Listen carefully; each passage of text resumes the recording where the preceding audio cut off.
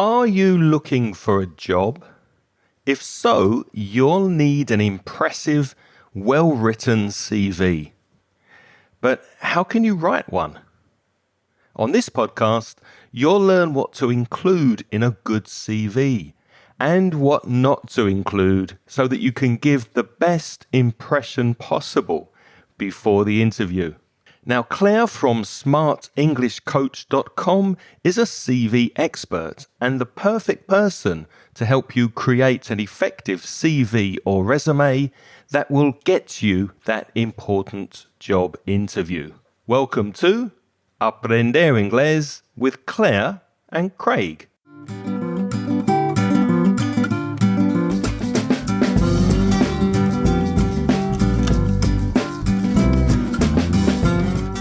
Hello and welcome to the podcast, especially if this is your first time listening. Now, if you've listened to this podcast before, you'll know that occasionally my regular co-host, Reza, he has a rest and I bring onto the podcast someone with a particular set of skills to help you with your English. And on this week's podcast, Clare from the Smart English Coach is joining me to talk about CVs. Clare has a passion for CV writing, and I'm sure you'll learn a lot from her advice and suggestions. It really is a very good idea to take CVs seriously, and in this podcast, you'll find out why. But before you listen to Clare's advice, I just want to tell you about my next online conversation course that's starting soon. If you're writing your CV in English, there's probably a good chance that you'll need English in your job. Now, I'm sure you've been studying English and learning grammar for many years, but how is your fluency, your pronunciation, and your confidence when you speak?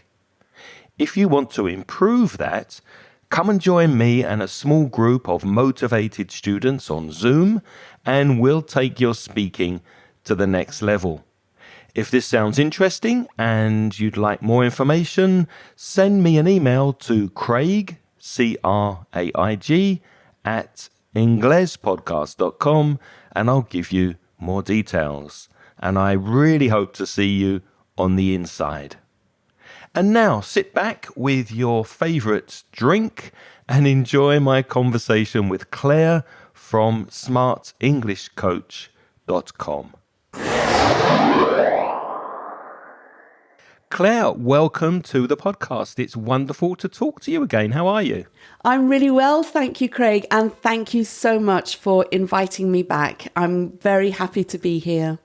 You're very, very welcome. Now, if Clare's voice sounds familiar to you, it's because she has been on this podcast before. Clare and I spoke about pronunciation and word stress. That was back in episode 446. So if you'd like to listen to Clare again, and why wouldn't you, go to inglespodcast.com/446. But today we're here to talk about CVs. Now, Clare, I know you are passionate about CVs, which is an unusual thing to say. So can you explain why you love CVs so much?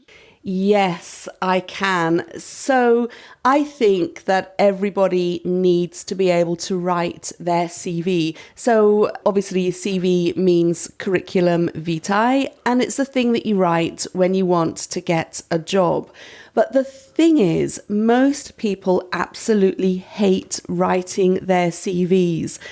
I think there are a couple of reasons for this. It's quite hard to stand back from you and your career history and say, oh, look, I did this, and oh, wow, I was really good at that. So lots of people find it quite difficult to talk about their strengths. But when you do get past that, when you do start writing about yourself, what you're then doing is writing your story. And it's really important, I think, for your confidence that you can write a really good story about your career.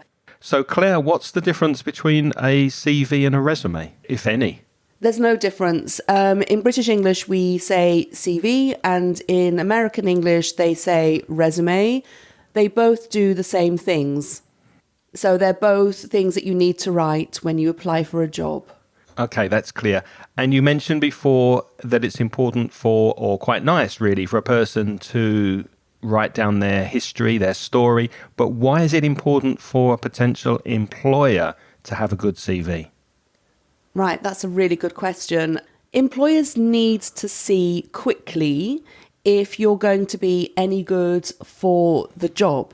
So typically, employers will receive hundreds of CVs for any particular job. And what they need to do is to find someone normally quite quickly. What they want to see is, can you do the job? And they also want to see whether you have the right background for the job. So do you have the right education? Do you have the right qualifications, the right skills? Do you have the right experience? So you're helping an employer if your CV answers their questions. And a person who looks for a job, a person who is in the job market, is a job seeker. So what makes a good CV? What should job seekers include in their CV? And what should job seekers maybe leave out? Well, the first thing to say is that your CV should be short. For most people, 2 pages is long enough. Don't go beyond 2 pages. There are lots of things that you can do to make your CV short, but the general rule is 2 pages maximum. But the really important thing is that your CV should be relevant to the employer and relevant to the job.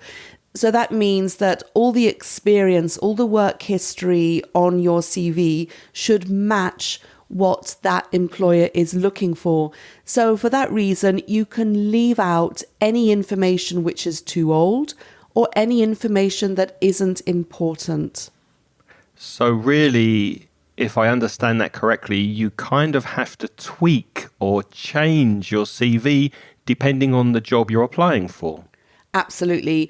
A really good thing to do is to read the job description really carefully and look for the key words. So the key words will tell you what's important for the job. For example, what skills you need, what qualifications you need, how much experience you need.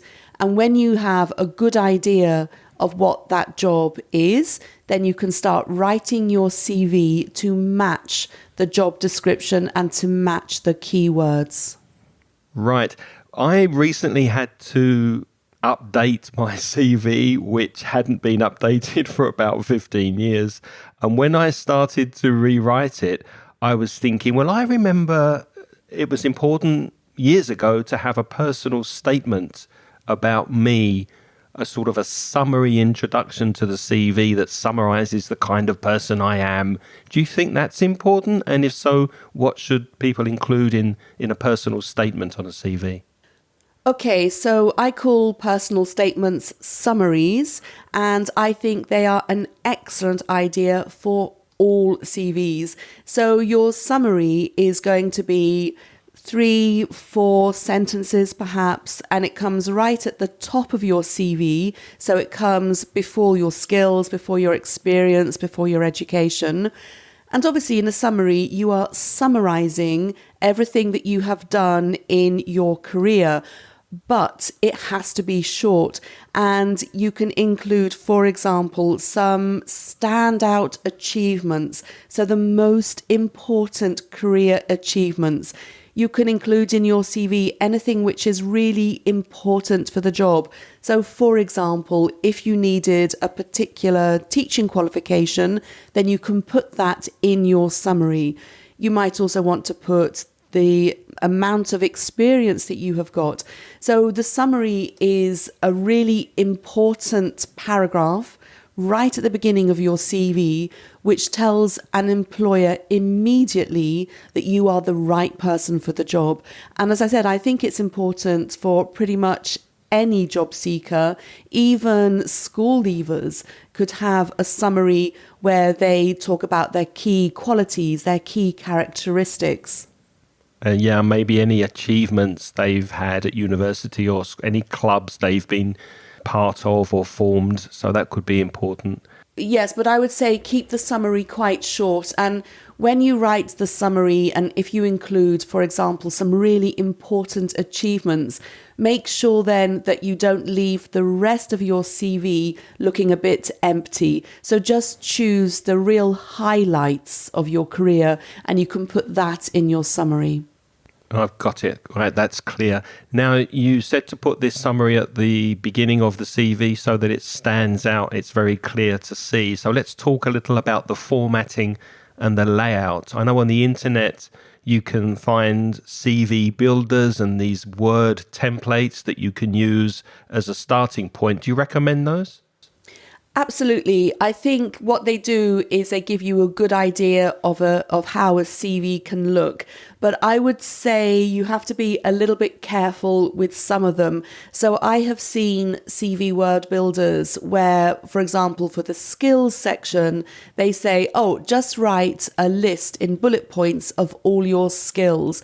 And I think that's not a good idea. So when you write your CV, you should also give examples of how you have used a skill. So for example, instead of saying excellent communication skills, which by the way, everyone writes, and it's not It's not always true. It's not always true. And it's just you saying that. Instead of just having a bullet point, excellent communication skills, if, in fact, excellent communication skills is part of the job description, then give it a little bit more information. Talk about what communication skills you have and how you have used them and what the impact of them was. So, for example, you could say, right now I'm thinking off the top of my head, wrote 5 reports every month for the managing director or whatever it was. Actually quantify in some way what that skill was. Don't just write a list of skills because nobody's going to read them, and also because it takes up too much space on your CV. Remember, you only really have 2 pages. So while I think a lot of the CV builders are really useful, do be careful about how you use them. And the other thing I'd like to say about CV builders, if you are uploading your CV to a job board, so for example to Indeed or something like Total Jobs, then you need to know that your CV will probably go through a software filter. This means that the filter is going to look for certain wording. So if you're on Indeed or Total Jobs, look at how they use the wording for example, work history. Do they call it professional experience or work history? Use the same headings that they use on your CV to help their algorithm, to help their software accept your CV more easily. That's an interesting point because I recently heard that in the United States, 75% of large companies and corporations, they're using these software algorithms or filters, you said, to sort through or find a short list of good CVs. So I guess that you really need to be very generic with your formatting. Try not to stand out and do something surprising or creative with your CV because it won't get past the robot. It won't get past the computer stage. That's a really good point. So generally speaking, don't include graphics on your CV because this type of software can't read it. It won't pass their filters. So keep your CV text-based and where possible, use their suggested headings. Yeah, and wait for the interview maybe that you'll get, and that's the time to stand out and really make an impression rather than on the initial CV. Exactly. Sorry, there's just one other thing I wanted to say about CV formats is often when you apply for jobs, you won't just upload your CV to a job board. In fact, you'll probably be a bit more proactive. You might go looking for opportunities yourself. You might go to career fairs. You might write a speculative application to a company. And in these cases, you can do a lot more on your CV. So you can have a much more designed CV. If you're actually going to give your CV to somebody in person, then you can, of course, include graphics, you can include images, you can be more interesting and creative with things like color and so on. So there are obviously different types of CVs depending on where your CV is going. And for a normal generic CV that you're just sending off to a company, should you include a photo of yourself or not? No.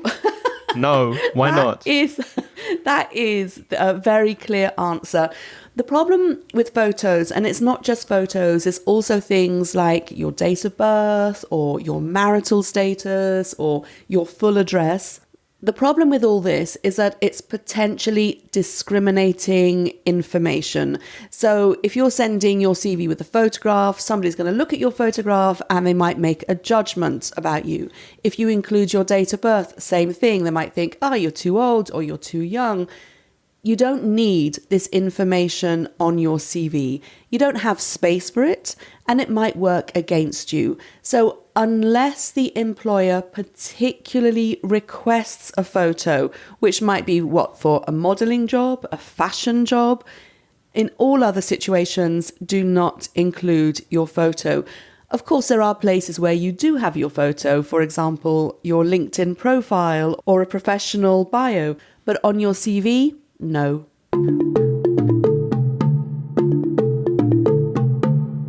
Now, we've spoken generally about CVs for anybody who wants to apply for a job, but let's look for a couple of minutes about English learners specifically. What mistakes do English learners make with their CVs? And one jumps to my mind from experience, and that's to do with proofreading or checking the CV from another person and translating, because I've had students in the past who take their Spanish CV and put it into Google Translate to translate it into English and then say to me, their teacher, hey, Craig, can you check my CV? Well, there's lots of things wrong with that, isn't there? First of all, I'm not a professional person a CV writer who would know exactly what employers are looking for these days. You've said before that it really depends on the job you're applying for, how you change and tweak your CV, and maybe just translating it with AI or a machine translation like Google is not going to give you a professional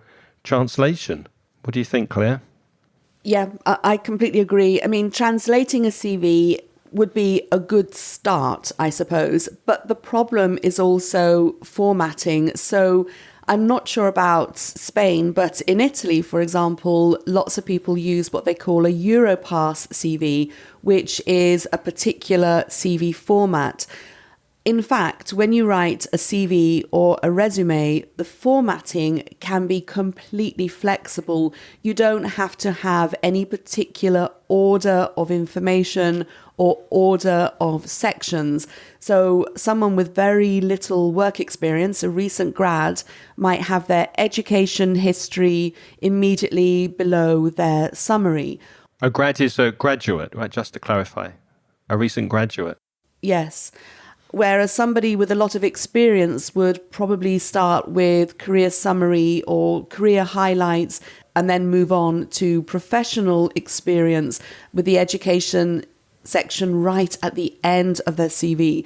So the first thing I would say to English learners is be flexible. You can be flexible in how you write your CV. There are lots of different formats, lots of different layouts. The second thing I would say is do be careful, obviously, of the language. Sometimes translations can work really well, but make sure you understand the English translation. I would say other problems with CVs are that they are too long. Some people might think that curriculum vitae, meaning the course of your life, it means that you have to write absolutely everything that you have ever done at any time in your life. No. CVs should only be 2 pages. So my number one tip for keeping your CV nice and short is to start each sentence with a verb. So for example, instead of saying, I was promoted to manager, you could just say promoted to manager. Start each sentence with a verb to keep your CV short. The other problem we have talked about, too many personal details. So again, with Italian CVs, they write all their personal information. Don't put that on an English CV. Like I first got my dog when I was 7, something like, yeah, Yes. Don't bother. I have a swimming certificate from age 12. Yes, it's just not important.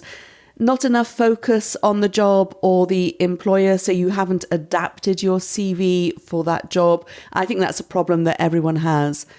Then not structuring your work history. So what I mean by this is that not everybody has a very clear work history. So you start in one sector, then you get a better job in that sector, then you get an even better job in that sector, and then there are no gaps, there are no breaks in your employment history. Not everybody has that sort of background. In fact, I would say a lot of people start off doing one thing and then they go and do something completely different. Then they might come back to what they first started doing. Or they might take a break. They might stop work because they have children, or they have to take care of a relative, or they go traveling, or they just fancy a break. So for many people, the work history is unstructured. And when they come to write their CV, so if you write in a chronological format, which is where you start with your most recent job, and then you go on to the next most recent job, and so on. If you did that for a work history which is quite varied, then your CV will look like a mess.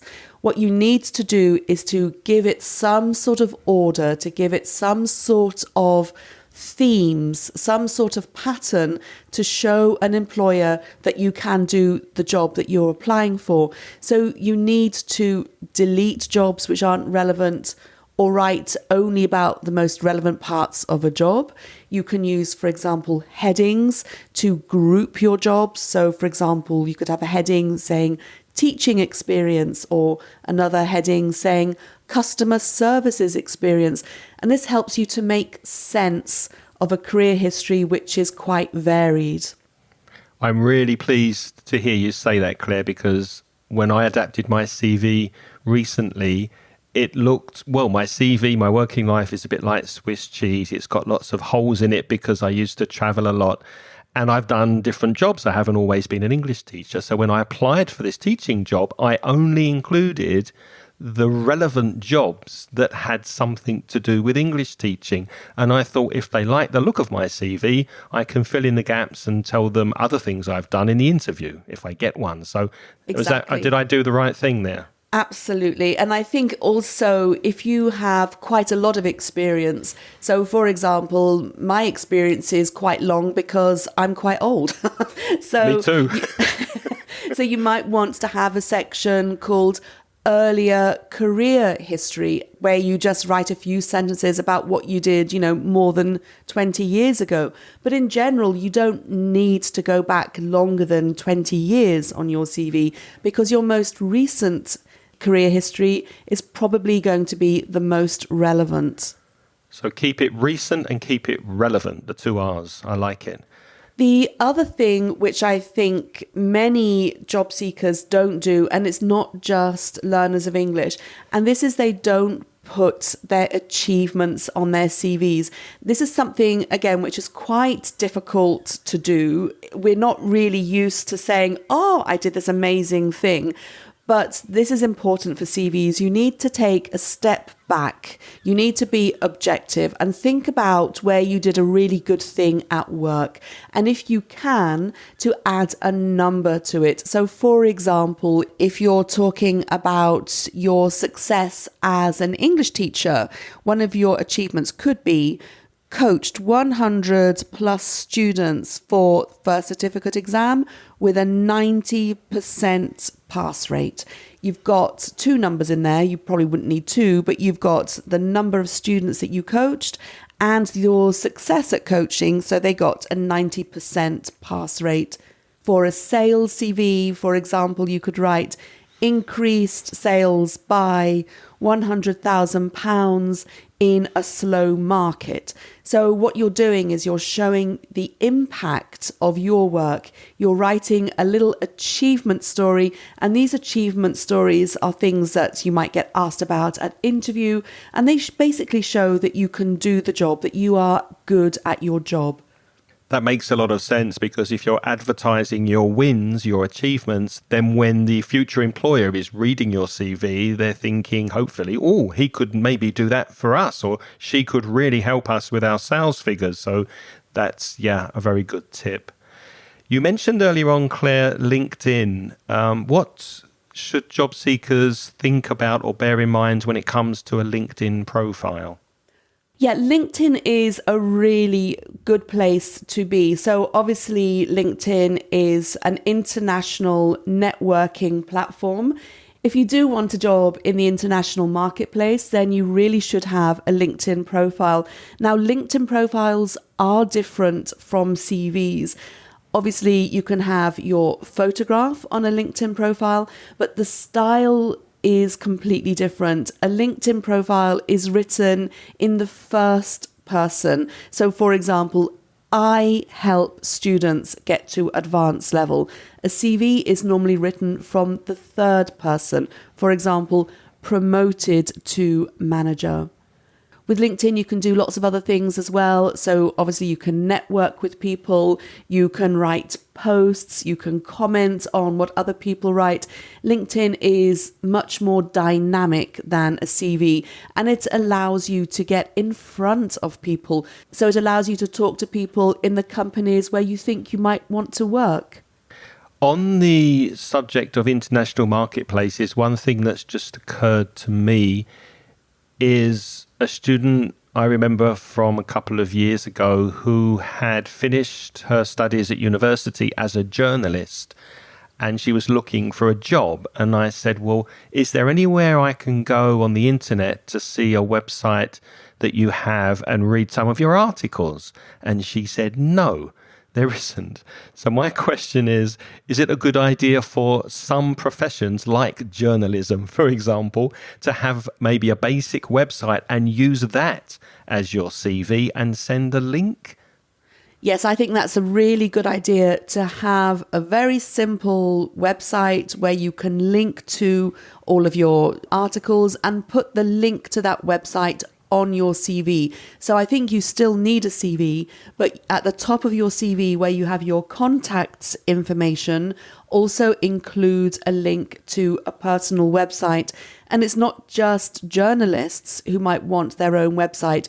Web developers, for example, might need a portfolio again, so when people can go to the portfolio and to see examples of their work. Same thing with artists or photographers. If you have a personal site which showcases your work, put that link on your CV, and of course put that link on your LinkedIn profile as well.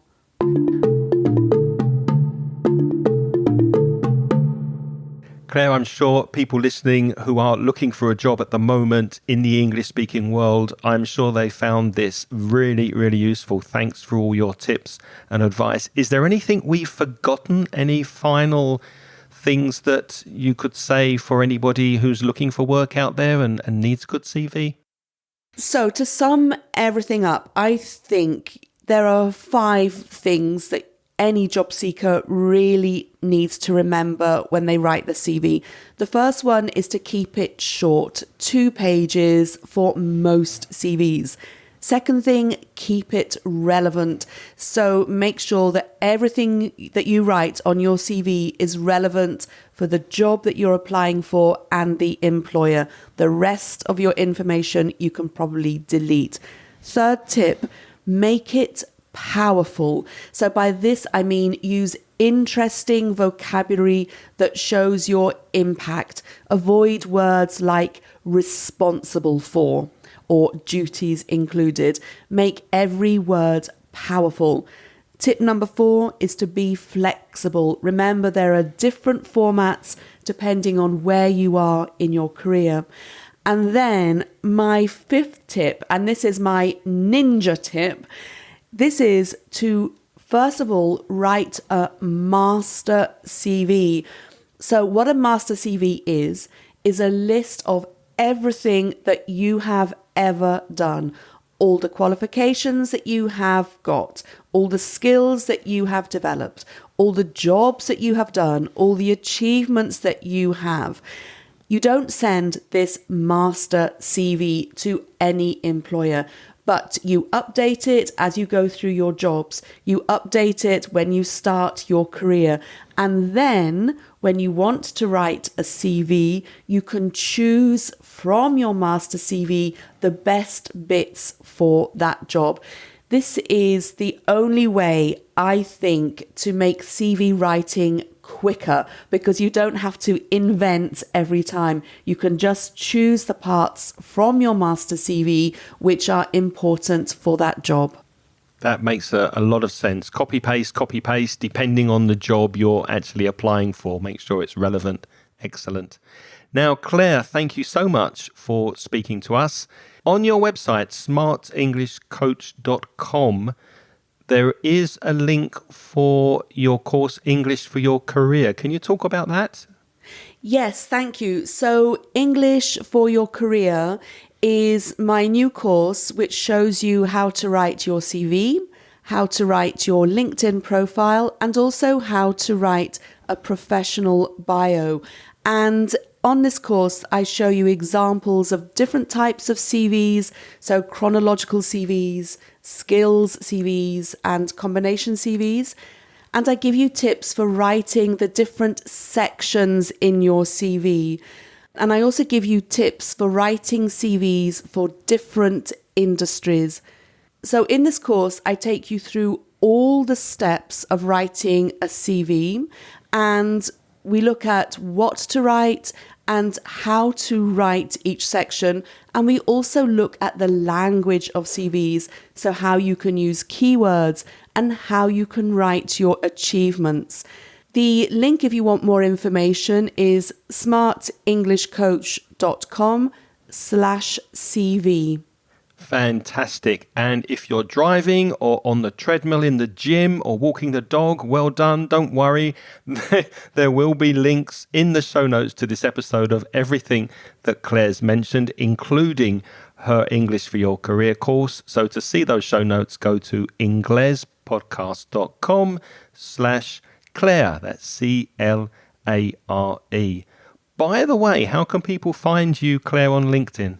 Yes, so I am on LinkedIn, and if they just search for my name, Clare Whitmell, then they should find me. So I think it's linkedin.com/Clare Whitmell.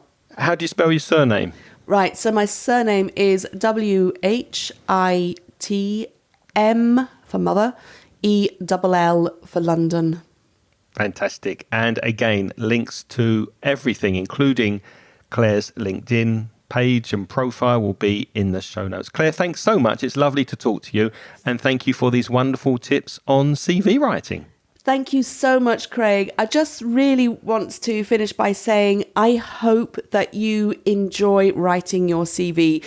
I think that CVs are the best way of telling your career story because you are in full control of what you write. So I hope that this podcast gives people a little bit of inspiration and a little bit of encouragement to write their own CV in English.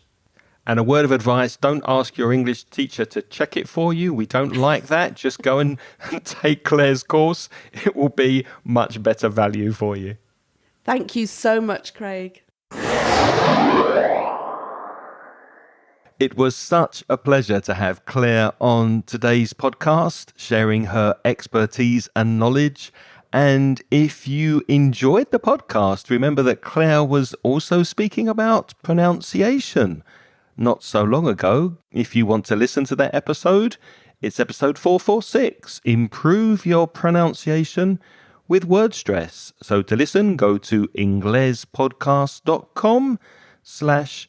AIRC463 or wherever you listen to your podcasts. And now it's your turn to practice your English.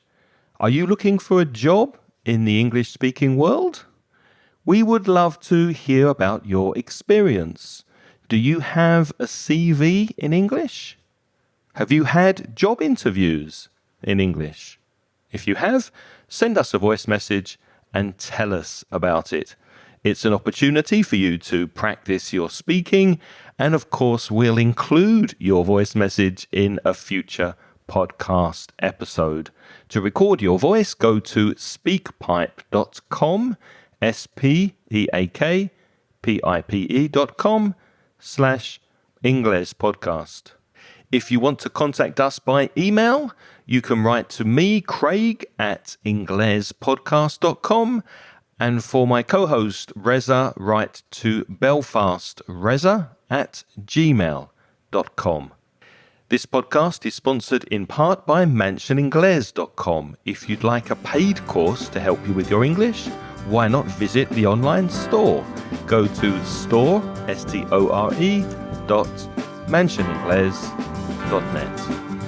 And thank you to all of you who are helping us by supporting this podcast on Patreon.